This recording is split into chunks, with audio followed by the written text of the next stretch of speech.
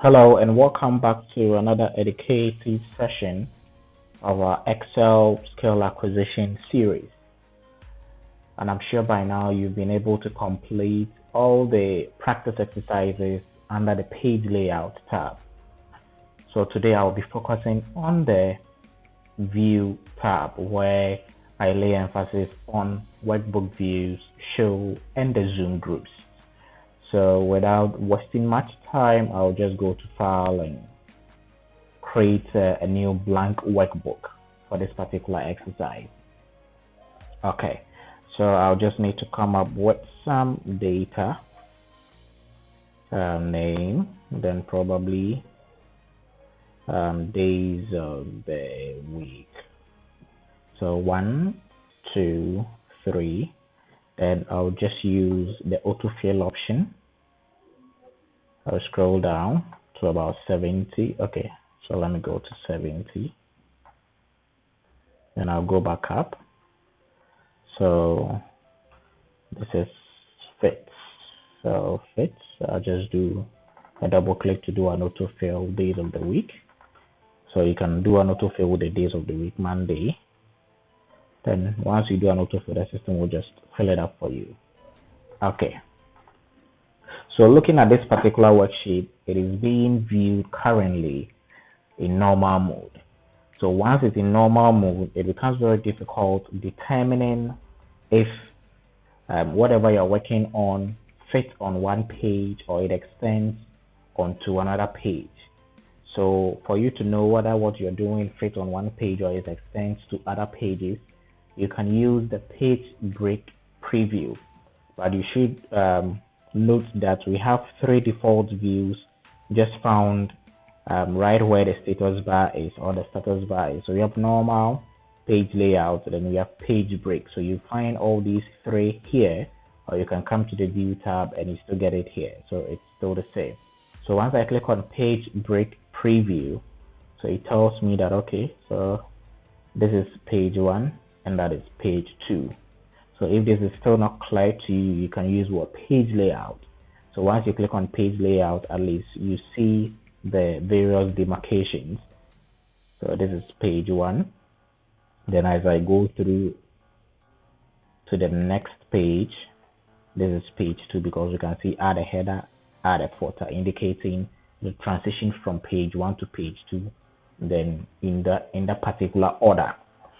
Then we can also have instances where you want to zoom into a particular block of text or block of cells, which we normally term as range.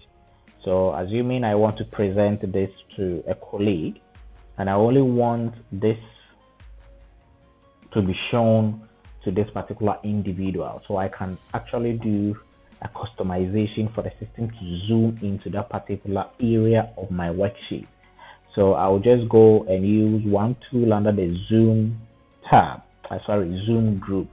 So once I click on Zoom selection, it zooms to that particular selection. Then I can come and click on Custom Views. Then I'll say Add. So what am I trying to present? Sales for 50 to 59. Then I'll click on OK.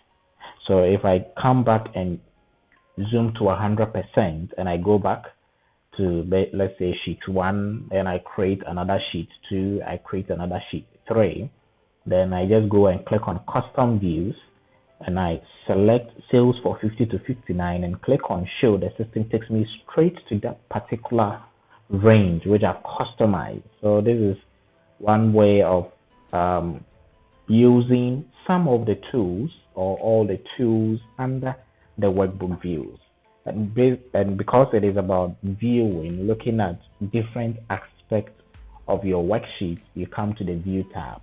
So once you have this understanding and you're able to navigate easily to the tools, that makes you a specialist. Okay, then let's look at the show group. So under the show group, we have ruler, gridlines, formula bar, and headings. So whenever you see what I see on top here, 1 inch, 2 inches, 3 inches, this is the ruler. And this also appears in Microsoft Word. So this is what they use to more or less identify where the margins are.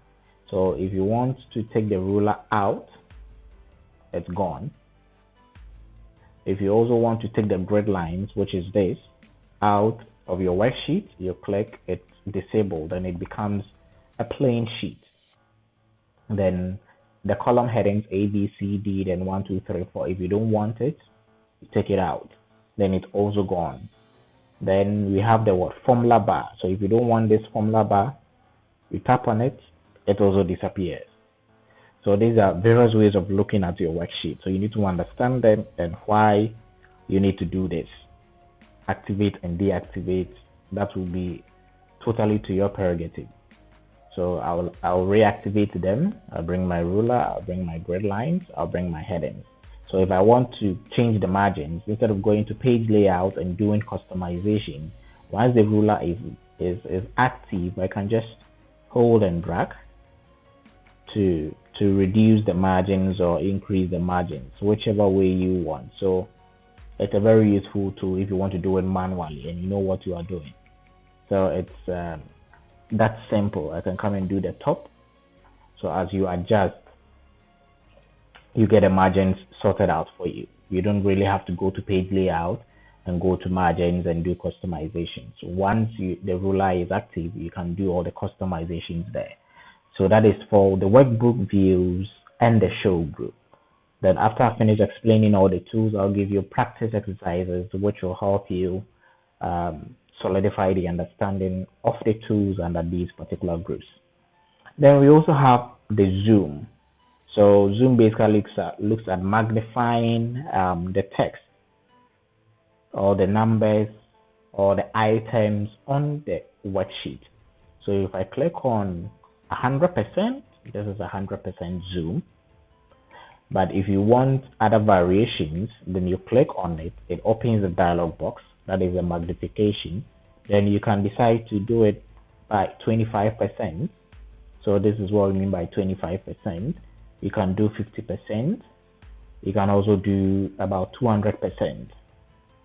So it's totally based on your preference, or you can come and use the zoom slider to control how it's being zoomed in and out. So that's very straightforward. Then I also demonstrated the zoom to selection. So once you click, it zooms to selection. Let's go back there again. Then you can also do a customization. So I want to do about 400%, then it zooms to 400. I want to see the limits. Let's say 1000. Okay, so it's between 10 and 400. So the maximum you can go is what? 400. So that is that about the zoom group, which is found under the view tab. So let's see how best you can play around with this and become effective and productive in the usage of this application for your work.